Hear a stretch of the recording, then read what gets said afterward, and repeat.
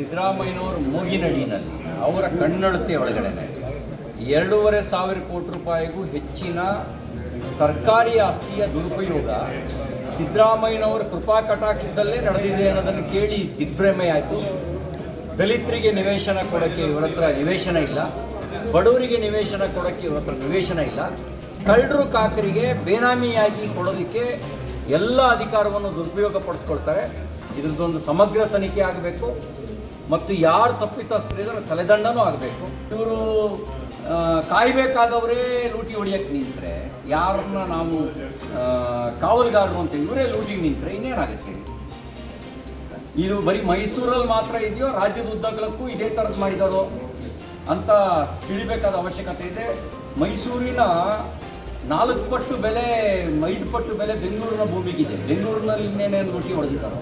In the midst of a controversy regarding alleged irregularities in the Mysuru Urban Development Authority's MUDA 50:50 scheme for land losers, Chief Minister Siddaramaiah addressed concerns by explaining that his wife received site allotments as compensation for land acquired by MUDA for a residential layout on the outskirts of this city.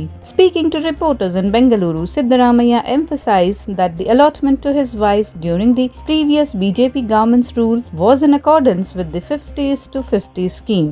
This scheme mandates that 50% of developed land be allocated to the original landowners for the undeveloped land acquired for residential layouts. Siddaramaiah explained that his brother-in-law Mallikarjuna had initially purchased 3 acres and 16 guntas of land in Mysuru and later transferred it to his sister, Siddaramaiah's wife, through a gift deed. MUDA then formed a residential layout on this land and distributed the sites, asserting that his wife was legally entitled to compensation for her acquired land. Siddaramaiah stated that they agreed to MUDA's proposal to provide alternative residential sites under the 50:50 scheme since no sites were available in the layout developed on his wife's land. He emphasized that the allotment was requested during the BJP's tenure, not during his time as Chief Minister.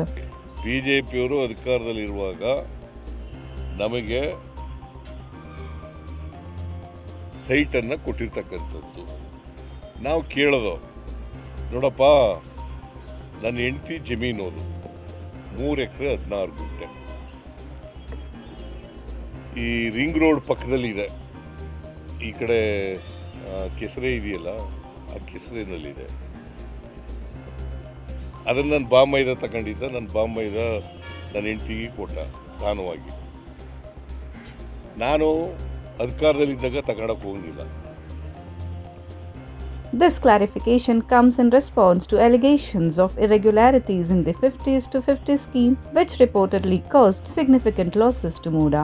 Urban Development Minister Bairati Suresh ordered a high-level probe led by Commissioner Venkatachalapati R. IAS to investigate these irregularities over the past 2 years. Suresh also assured that all illegal allotments under the scheme would be cancelled. The government appointed Raghunandan AN, a senior grade KS official, as the new commissioner of MUDA, replacing Mr. Dinesh Kumar. Prasanna Kumar, another senior grade KS official, will be the new secretary of MUDA. Site ಹಂಚಿ 50-50 ಜಮೀನು ಕೊಟ್ಟವರಿಗೆ 50% ಕೊಡಬೇಕು. ಸೈಟನ್ನು ತಯಾರು ಮಾಡಿದವರು BJP. ಅದು ದುರುಪಯೋಗ ಆಗಿದೆ ಅಂತ ಆರೋಪ ಮಾಡಿದ್ದಾರೆ. ದುರುಪಯೋಗ ಆಗಿದೆಯೋ ಇಲ್ವೋ ಅಂತೇಳಿ ನೋಡೋಕ್ಕೆ ಎಂಕ್ವೈರಿ ಮಾಡ್ತಾ ಇದ್ದೀವಿ. ನಂಬರ್ 1. ನಂಬರ್ 2, ಎಲ್ಲ ಇದನ್ನ ಸೈಟ್ಗಳನ್ನ ಈಗ ಕೊಟ್ಟಿದ್ದೀವಲ್ಲ, ಮೂಡದಿಂದ ಕೊಟ್ಟಿದ್ದಾರಲ್ಲ, ಅವನ್ನ ಅಮಾನತ್ನಲ್ಲಿ ಇಟ್ಟಿದ್ದಾರೆ. ಇನ್ನು where is the last the government? ಆಮೇಲೆ ಯಾರು ಅಧಿಕಾರಿಗಳು ಇದರ ಈ ಅವ್ರ ಯಾರ ಕಾಲದಲ್ಲಿ ಇವೆಲ್ಲ ಸೈಟ್ಗಳನ್ನು ಹಂಚಿಕೆ ಮಾಡಿದ್ರು ಅವನ್ನೆಲ್ಲ ಟ್ರಾನ್ಸ್ಫರ್ ಮಾಡಿದ್ದೀವಿ.